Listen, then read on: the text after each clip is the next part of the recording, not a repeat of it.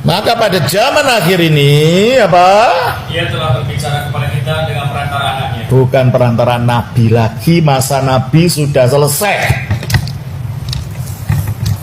Berarti Yesus adalah pernyataan diri Allah yang paling akhir, paling puncak, yang melaluinya Allah menyatakan dirinya pada kita, manusia. Yohanes 1 ayat 18. Tidak seorang pun yang pernah melihat Allah. Ya, tidak seorang pun yang pernah melihat Allah, tetapi Anak tunggal Allah. anak tunggalnya Allah, yaitu firman-Nya Allah yang satu-satunya itu. Terus Yang ada di pangkuan Bapa, dialah yang menyatakan. ialah yang menyatakan. Yang menyatakan Allah yang tersembunyi, yang gaib itu hanya satu, yaitu firman-Nya yang telah jadi manusia ini. Di luar itu orang tidak akan kenal Bapa ini. Tak seorang pun datang kepada Bapa kalau tidak melalui aku.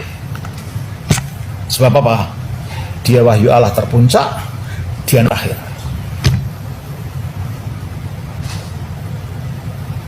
Makanya kita tidak menunggu Nabi lagi. Sesudah Yesus. Dulu pada abad keempat ada seorang yang bernama Mani atau Manes, orang Persia. Dia mengatakan bahwa dia adalah meterai segala nabi. Kenapa?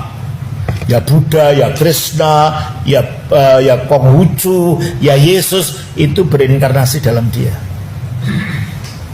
Jadi semua kenabian ini dipenuhi di dalam dia. Ajaran yang sama yang diajarkan oleh Mirza Ghulam Ahmad, pendiri aliran Ahmadiyah dari Pakistan. Dialah Krishna, dialah Buddha, dialah Kristus. Tapi terlambat. Siapapun yang mengatakan dirinya meterai segala nabi, artinya nabi terakhir, terlambat. Meterai itu sudah diberikan pada Yesus. Yohanes 6 ayat 27. Bekerjalah bukan untuk makanan yang akan dapat binasa, Terus, melainkan untuk makanan yang bertahan sampai kepada yang kekal, itu yang akan diberikan anak manusia kepadamu. Sebab dialah yang disahkan oleh Bapa Allah dan dengan meterainya. dialah yang disahkan oleh Bapa dengan meterainya. Meterai kan Yesus, bukan yang lain. Kalau orang-orang sesudah Yesus mengaku dirinya meterai segala nabi, terlambat kadaluarsa klaimmu. Sebab Yesus yang telah diberi meterai. Maksudnya apa? Kalau ada surat penting dari pemerintah, ada meterainya, bisa ditanggung nggak di dalamnya, di bawahnya? Ya udah selesai. Meterai kenabian, meterai pewahyuan, meterai kebenaran itu sudah diberikan pada anak manusia ini, pada Yesus Kristus. Berarti Yesuslah wahyu pamungkas. Yesuslah penyataan terpuncak dari Allah itu. Tak seorang pun melihat Bapa, tetapi anak tunggal Allah yang ada di pangkuan Bapa itulah yang menyatakan, bukan yang lain. Jelas ini ya. Nah, untuk sampai kepada dia sebagai wahyu terakhir, ada proses tadi kan, berulang kali dan dalam berbagai cara. Nah, inilah yang sedang kita pelajari ini, berulang kalinya dan berbagai caranya ini. Minggu lalu kita telah belajar tentang Abraham, Ishak, dan Yakub, di mana Allah menjanjikan bahwa akan ada anaknya, keturunannya, yang akan menjadi berkat bagi semua manusia. Kita baca di dalam Kejadian pasal 22 ayat 18. Oleh keturunanmu lah semua bangsa di bumi akan mendapat berkat. Oleh keturunanmu lah semua bangsa di bumi mendapat berkat. Kata keturunan ini dalam bahasa Ibrani-nya Zerah, bukan Zeraim. Kalau Zeraim artinya keturunan-keturunanmu. Oleh Zeramulah semua bangsa di bumi akan mendapat berkat. Berarti hanya ada satu keturunan Abraham nanti yang akan menjadi berkat bagi manusia. Itu diterangkan dalam Galatia 3 ayat 16. Adapun kepada Abraham diucapkan segala janji itu dan kepada keturunannya, tidak dikatakan kepada keturunan-keturunannya. Itu kan? Terus? Seolah-olah dimaksud banyak orang, tetapi hanya satu orang, dan kepada keturunanmu yaitu Kristus. Nah, berarti yang dijanjikan pada Abraham adalah Kristus. Dijanjikan pada Ishak adalah Kristus. Dijanjikan pada Yakub adalah Kristus.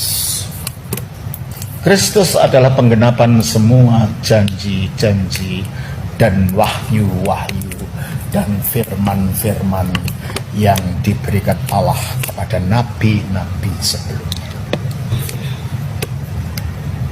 Jelas ini ya? Oleh karena itu Kristus itu final dan tidak ada yang lain sesudah dia.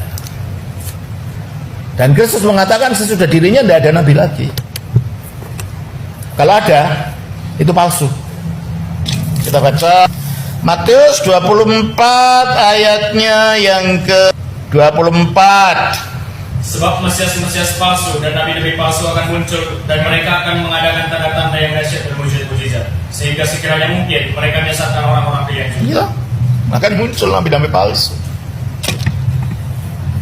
Siapapun yang mengaku nabi sesudah Yesus, semuanya itu kadaluarsa. Sebab kenabian sudah dimeteraikan pada Yesus tadi. Kita tidak menunggu nabi yang lain. Sebab sudah datang puncaknya kok. Nunggu siapa lagi? Anda boleh ngaku nabi siapa-siapa, tapi buktikan. Buktinya apa? Orang itu bisa mati enggak? Ya. Padahal lupa dosa adalah maut. Jadi kalau dia bisa mati berarti dia masih dibelenggu oleh dosa. Kalau dia sendiri sebagai manusia yang dibelenggu dosa, gimana bisa melepaskan dosa orang lain?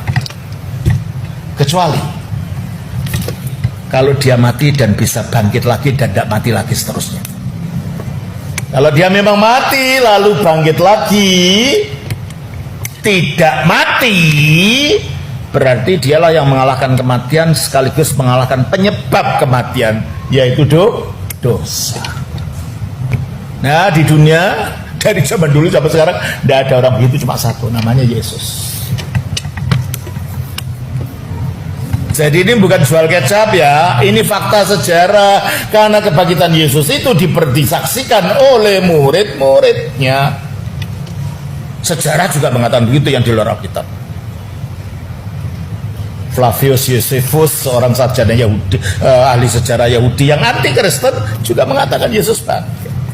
Banyak data-data sejarah di luar Alkitab yang menyungguhkan fakta bahwa Yesus bangkit, mati dan dibangkitkan, dihukum pada zamannya Pontius Pilatus.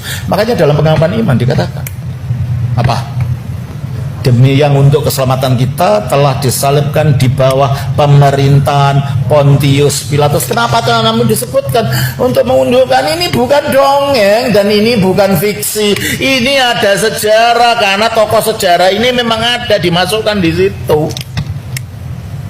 Jadi tidak percuma nama Pontius Pilatus dimasukkan dalam pengakuan iman.